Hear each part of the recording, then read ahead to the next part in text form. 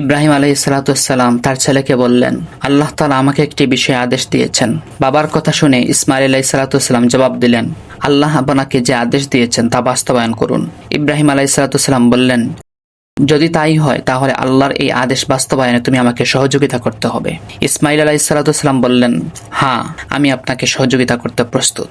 আল্লাহ তাআলা ইব্রাহিম আলাইহিসসালামকে আল্লাহর ঘর বাইতুল্লাহকে পুনর্নির্মাণের আদেশ দিলেন, যেন ইহা কিয়ামত পর্যন্ত তাওহীদের প্রতীক হয়ে থাকে এবং জমিনে আল্লাহর ইবাদতের একটি ভিত্তি হয়ে থাকে।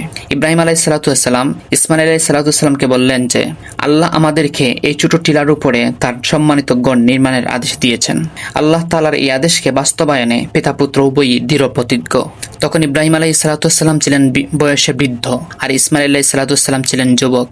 এতদ সত্ত্বেও উভয়ই এই গুরুত্বপূর্ণ কাজটি শুরু করে দিলেন। এজন্য প্রথমত যে কাজের প্রয়োজন দেখা দিল সেটা হলো পাহাড় থেকে উপযুক্ত পাথর সংগ্রহ করে নিয়ে আসা, আর পাথরগুলো দেয়াল রূপে আটকানোর জন্য মাটি আর পানি কিছু জোগাড় করে পিতা পুত্র আলাইহিসসালাম কাজ শুরু করে দিলেন। পাথর বহন করার কাজ বেছে নিলেন যুবক ইসমাইল আলাইহিসসালাম। টেকসই নির্মাণের জন্য শক্তপোক্ত জায়গা নির্ধারণ করে নিলেন। সবুজ রঙের অনেক পাথর একত্রিত করলেন।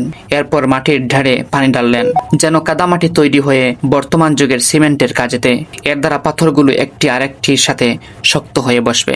ইব্রাহিম আলাইহিসসালাম সবুজ পাথরগুলো একটির উপর আরেকটি সারিবদ্ধ করে রাখতে লাগলেন, আর পাথরগুলোকে এগিয়ে দিচ্ছেন ইসমাইল আলাইহিসসালাম।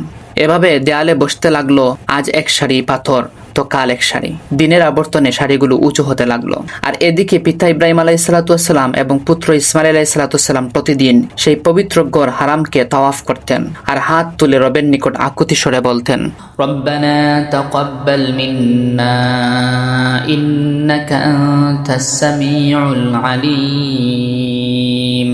হে আমাদের প্রভু, আমাদের পক্ষ থেকে আপনি কবুল করে নিন, নিশ্চয়ই আপনি সর্বশ্রোতা এবং সর্বজ্ঞানী।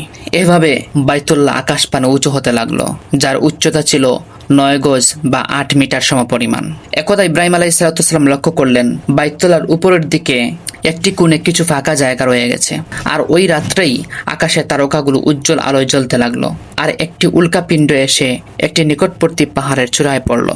সকালবেলা ইব্রাহিম আলাইহিসসালাম ওই পাহাড়ের পাদদেশ দিয়ে হাঁটছেন, অমনি খেয়াল করলেন বরফের মতো দেখতে এক খণ্ড সাদা পাথর। তখন ইব্রাহিম আলাইহিসসালাম পাথরটি নিয়ে এসে বাইতুল্লাহর কোণার দিকের ফাঁকা জায়গায় বসিয়ে দিলেন। এভাবেই ইব্রাহিম আলাইহিসসালাম এবং তার পুত্র ইসমাইল আলাইহিসসালামের হাতে বাইতুল্লাহর নির্মাণ সম্পন্ন হয়। হজের মৌসুমে আজকে হাজিরা সেই বাইতুল্লাহর পানে ছুটে। আল্লাহ আমাদের সবাইকে যেন সেই বাইতুল্লাহর জন্য কবুল করে। জীবনে একবার হলেও যেন বাইতুল্লাহর কালো গিলাফ